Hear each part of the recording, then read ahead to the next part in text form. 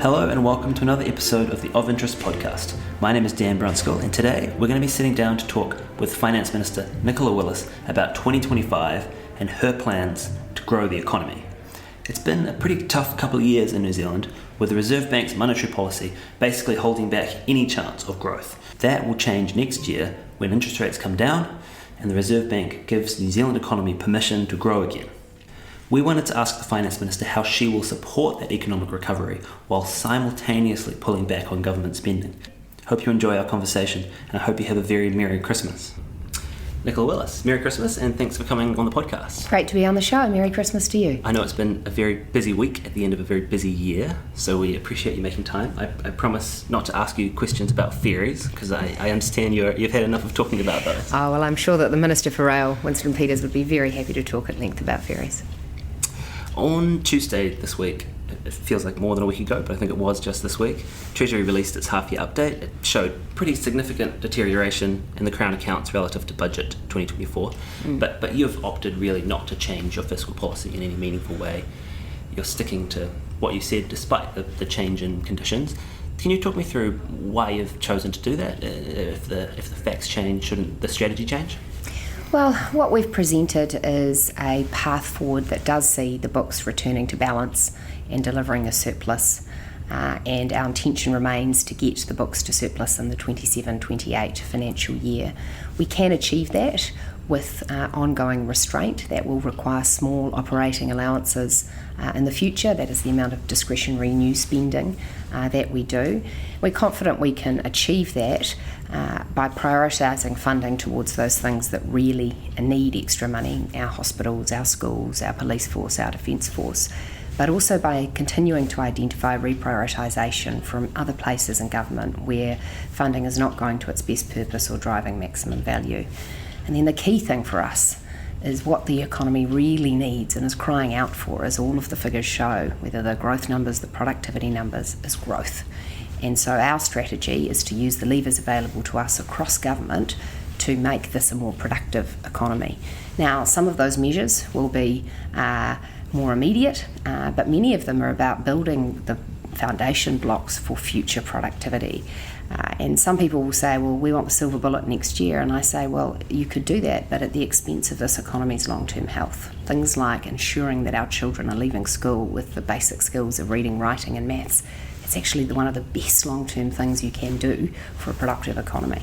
So that's an example of a long-term measure, but there's a much broader agenda than that. I think some voters out there probably thought your number one priority was to get the Crown accounts under control, to get the books back in balance, possibly even pay down debt. It appears that that's not your first priority because the surplus has slipped a year later, we're going to be paying down debt less, and you haven't changed your approach. You've stuck to what you said in budget 2024. Do you think it's fair to say that surplus and balancing the accounts is not your top priority? Yeah, my number one priority is the living standards of New Zealanders. It's people. And how we deliver that is multifaceted. Yes, it does mean that we need to run sensible, prudent fiscal policy, because if we don't, it is New Zealanders who pay the price for that, as we've experienced really crudely in recent years when the government keeps spending up a storm even as inflation cranks higher, as was the case in the last couple of years of the Labour government. The scars on our people are severe. We had inflation up at 7.2%, and yet the government spent record amounts in their budgets. That saw interest rates cranked ever higher by the Reserve Bank, and we had a significant cost of living crisis on our hands. So that fiscal management matters in the here and now, but then where we are is with even with inflation now back in target and interest rates coming down, the effect of a protracted period of long interest rates has been to really strangle growth. So our view is you can never ignore sensible fiscal policy, and it's irresponsible to indebt future generations to an extent that they won't be able to have the services that we today have.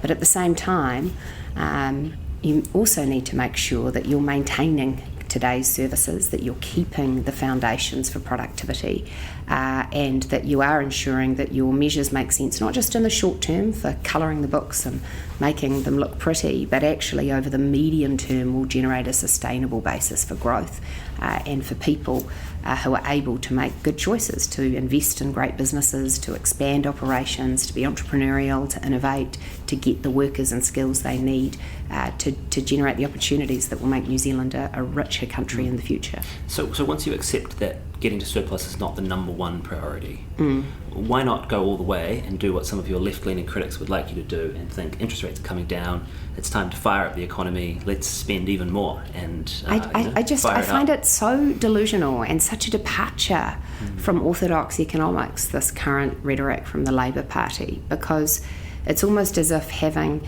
absolutely pushed the boat out on spending and got New Zealand into a very tricky position, they're saying let's double down on that. And it really is a departure from what have been fiscal norms across many decades of governments. You would have never heard Michael Cullen say that he was prepared to progress with such wild abandon at a time like this, because the consequence could be significant.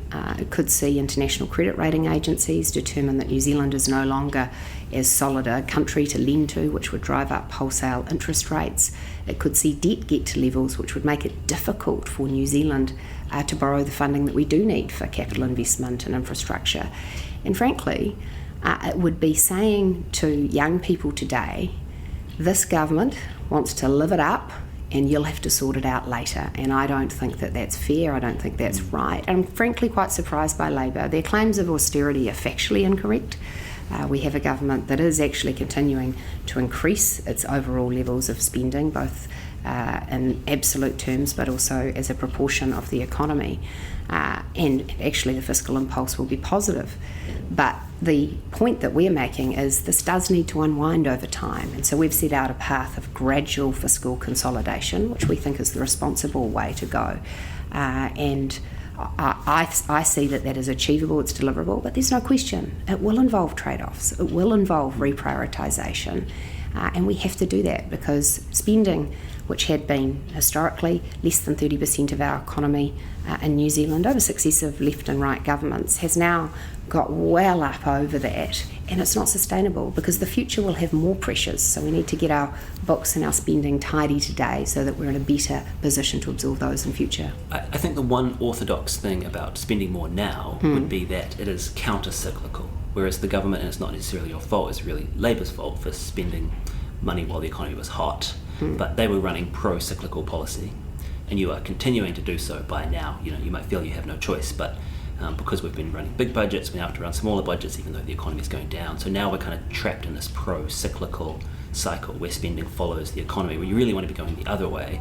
Why is now not the time to switch? At some point you have to go from running pro-cyclical policy to counter-cyclical policy. We're continuing to run deficits. Okay. So in many senses that is what people would ask us to do during a time of low growth. We're running significant deficit this year.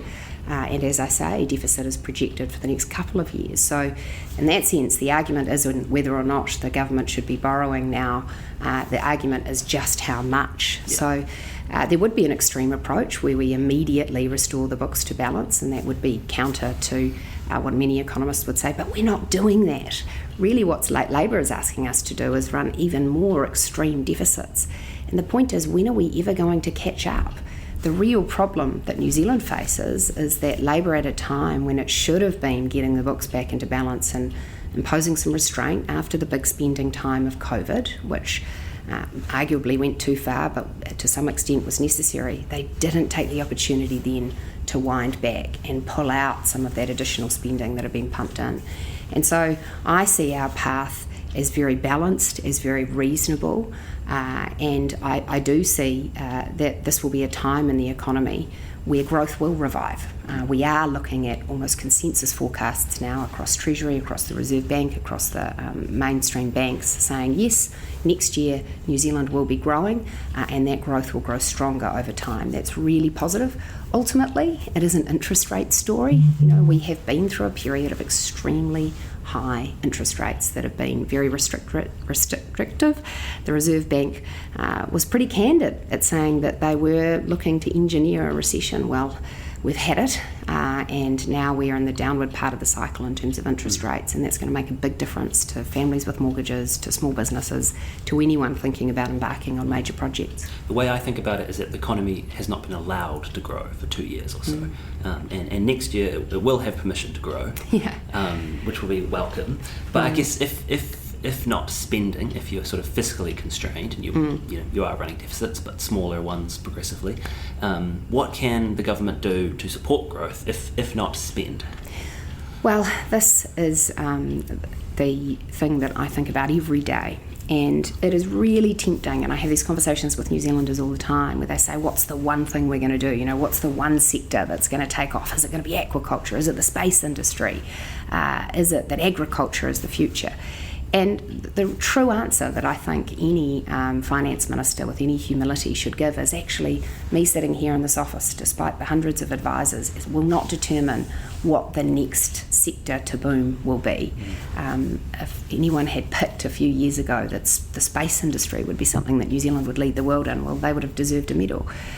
So my job is to set the conditions in which those who have the nous and the interest and the ideas can actually pursue them. So I look at our regulatory growth agenda as being very important. Reducing some of the rub factor and red tape that has got in the way of people pursuing good ideas. Case in point, the fast track legislation. If we want major infrastructure projects happening in the country in the next couple of years, which we absolutely do, we can't tie them up in court processes for years with complexity and cost and uncertainty. We need to open the door to those projects so that those in the private sector and those in the public sector who want to make things happen can at pace. So that's a really important reform, as is the wider piece of resource management reform. That act ultimately has been weaponised against development and progress. The deepest scar we can see from that is what's happened in our housing market, where housing has become progressively less affordable, and the artificial constraints we have imposed on intensification in our cities, better use of our land, the inability to properly fund and finance infrastructure at a local level has held New Zealand back. And so addressing those issues through our Going for Housing growth policy and the ongoing RMA reform, I think, will be really important. Some of these things also end up having a fiscal element. Right now, the government's spending about $5 billion a year on housing supports because in this country we don't build enough houses. Red tape reduction across the board also makes a difference, whether that's what we're doing with the Building Act, what we did with the Consumer Credit Finance Act, various areas of reform. The second area, as I said, is human capital. We've got to get better at developing the skills of our young people, each of whom are compulsorily required to go to school, but too many of whom are leaving ill-equipped for the workforce. That's an economic failure. It's also a moral failure. I think deeply about those kids who turn up to the classroom without the basics at home, and I think the answer to that is to make sure that we are much more purposeful about the way we invest in social intervention. Our social investment program is about making sure resources go closer to the communities, and we are much more focused on the outcomes of intervention. Third area I focus on is science and innovation. New Zealand, when you compare our GDP per capita rates of science investment from a state level, is about on par with other developed countries. We're not so good at making sure that investment is commercially relevant, is attached to private businesses, and we want to get that relationship going much stronger, and some regulatory reform there too, the gene editing legislation.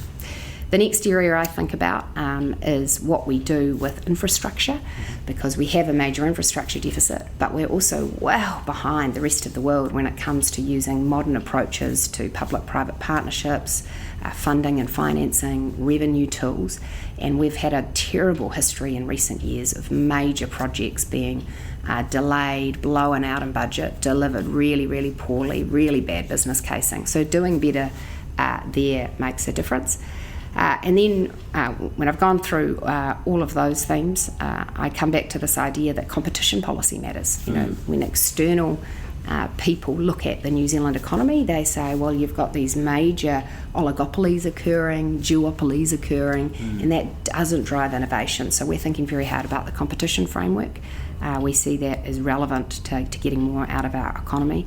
And then finally, overseas investment and trade. We won't get rich selling to ourselves, and so we are going to continue to pursue the best free trade options for New Zealand. We've signed additional agreements with the UAE, with the GCC, and we're thinking deeply about how we make our settings more amenable to people from offshore saying, actually, I'm going to go and put some money in New Zealand, because when they do that, that creates better paying jobs for us, smarter industries, it encourages technology transfer, and so we are going to be reforming the way that we attract overseas investment.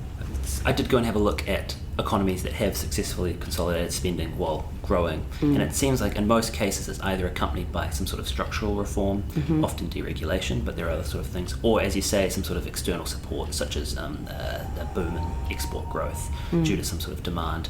I personally would not be holding out hope for that second one in our current environment, but things could happen. So I guess the one you have more control over is sort of deregulation, structural reform, either around regulation or, as you say, competition. But if it's just small tweaks, little fixes here and there, it might not make a big difference. How big are you going to go on those two things, competition and regulation? Well, I feel very ambitious in both of those areas. When I think about that deregulation piece, well, actually, New Zealand has a real opportunity there, because we are, relative to our peers around the world, we actually have very low rates of foreign direct investment, which is at odds with the fact that we also have very low savings. So there is capacity to attract a lot more investment from people around the world who almost to a person. Is regulation the thing stopping them? Well, yeah, the Overseas Investment Act right now is clear, and it's even in its purpose statement that it's a privilege to invest in New Zealand. Well, actually, if people are investing in New Zealand and creating better industries for us, then that's a privilege for us. And so we do need to switch our thinking there and be much smarter about how we lay out the schedule of activities and projects that we do want to attract capital to. The second piece on competition, I do feel very strongly about this, and I think it's something that perhaps hasn't been picked up entirely this year, which is when I read through the Commerce Commission report on our banking sector, to me it couldn't have been any clearer that we have a major problem with a two-tier oligopoly. And I would love to say there's one simple answer, but actually that reform agenda has to be broad.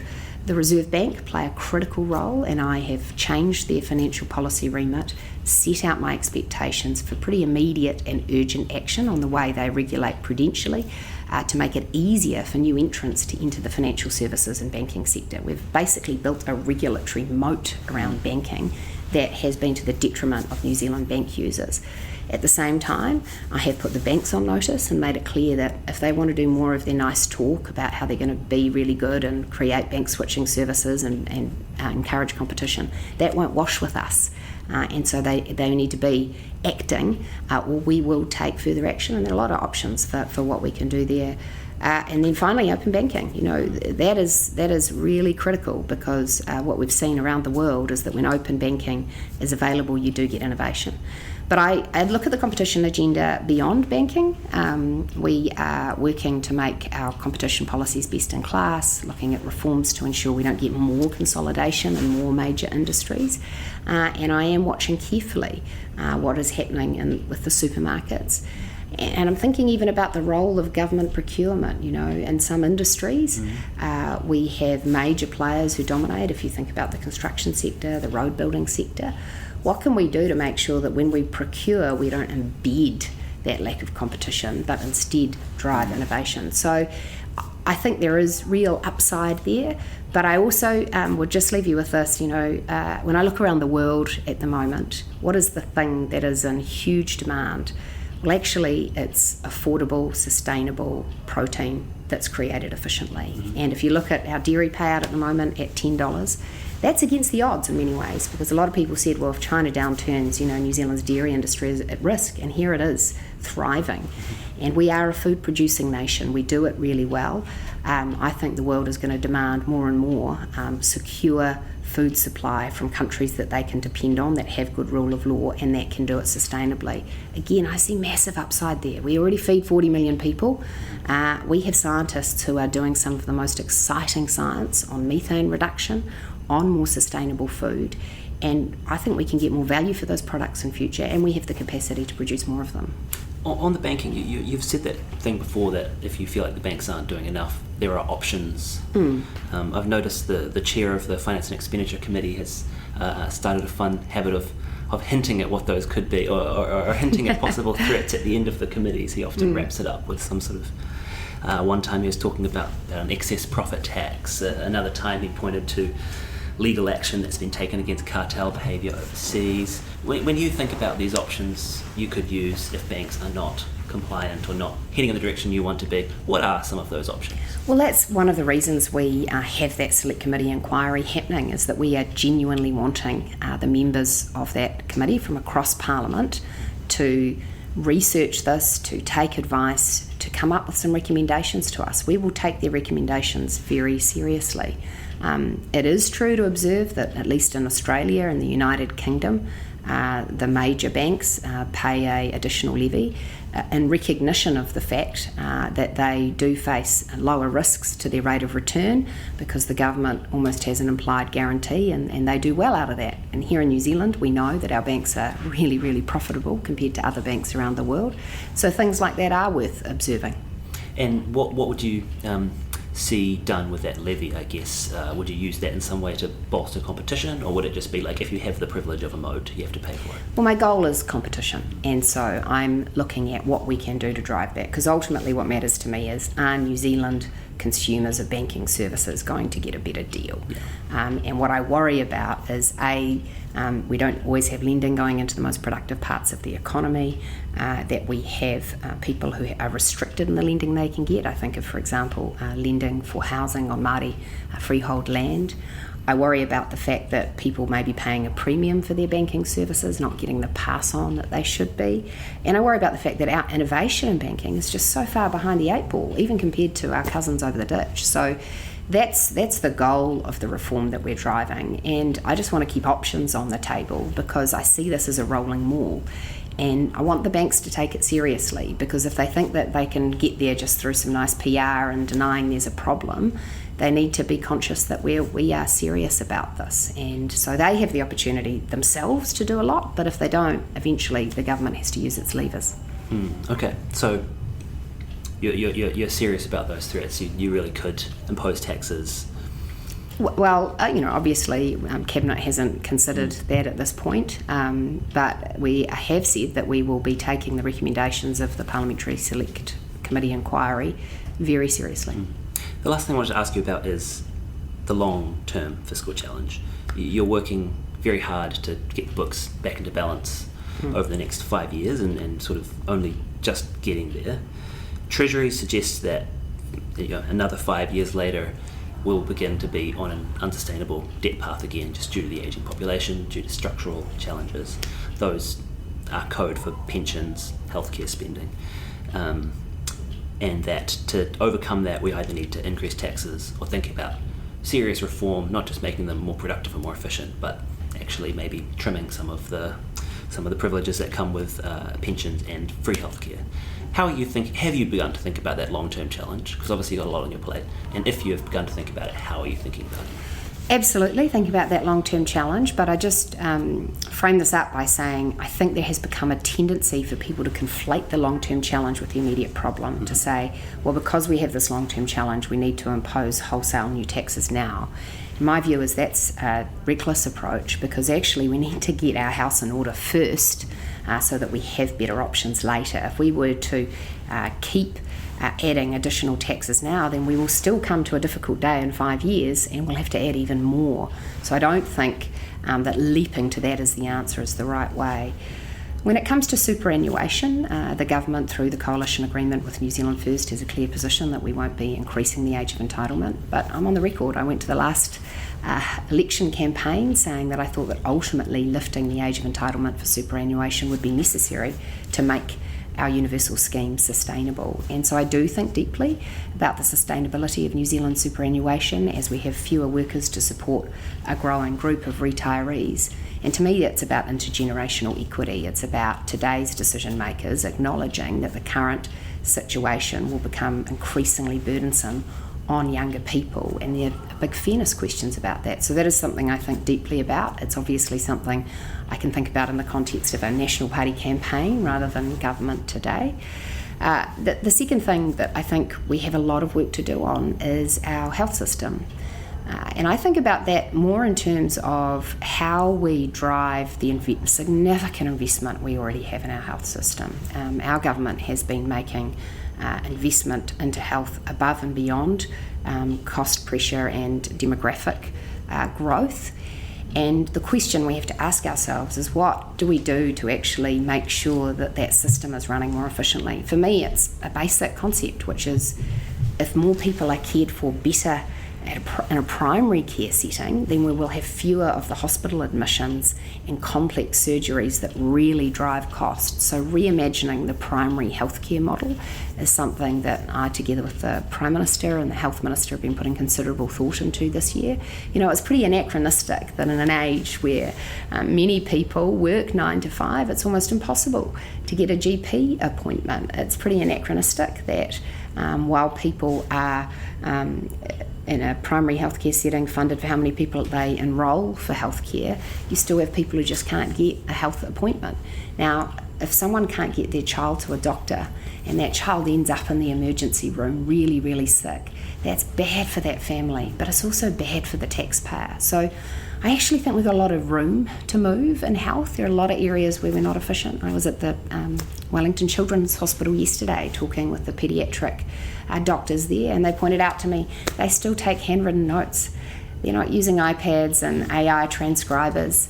Their administrative systems are still pretty complex, pretty behind the 8 ball, and they point to me that the more efficiencies they get there, the more time they have for the patient care that they entered medicine to deliver. So there is still more we can do to make our health system more effective. Are you committed to keeping it we're obviously partly private already, but mostly public? Is that something you are committed to, or are you open to more private healthcare?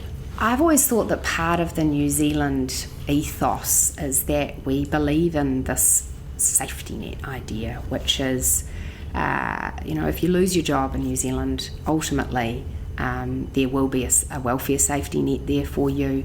We also have expectations that you'll have obligations to find work, and equally that we have a healthcare system that in your time of need, whether you've had a heart attack, you've hurt your hip, you've been in a car crash, you won't need to turn up and worry about whether or not you've got the right insurer. And I don't have any plans to change that general ethos that the public health system should be there for people in their time of need.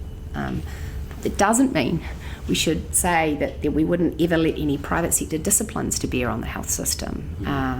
What we can see is that actually there is a role for private provision within the health system already. Obviously GP clinics are privately owned. There are private hospitals from whom we could learn something about efficiency. And I do think we need to look increasingly to some deregulation of who can do what, who can prescribe, who can provide certain treatments, where those treatments can be provided, because that makes sense that the goal should be accessible, affordable healthcare, not public at all costs. Actually, what matters is the service you receive as a patient. Yeah. Okay, cool. I think that's what we have time for. Last question then. A few more days left of this year, then it's 2025. What, as Finance Minister, do you have any New Year's resolutions? What would your New Year's resolution be as Finance Minister? Well, look, as Finance Minister, my resolution is to stay the course with New Zealanders who've been through a really tough time and be on their side, to make it easier for them to make the decisions that help all of us, to invest, to hire more people, to innovate, to take on a new market, to take on a new idea. And so I'll be next year thinking of my role as not only coming up with those reforms myself, but driving my colleagues to do the same across all of their portfolios, to be the champion and cheerleader for growth. Nicola Willis, thank you so much for coming on the podcast, and have a very Merry Christmas. Thank you, and Merry Christmas to you. Great to be on the show.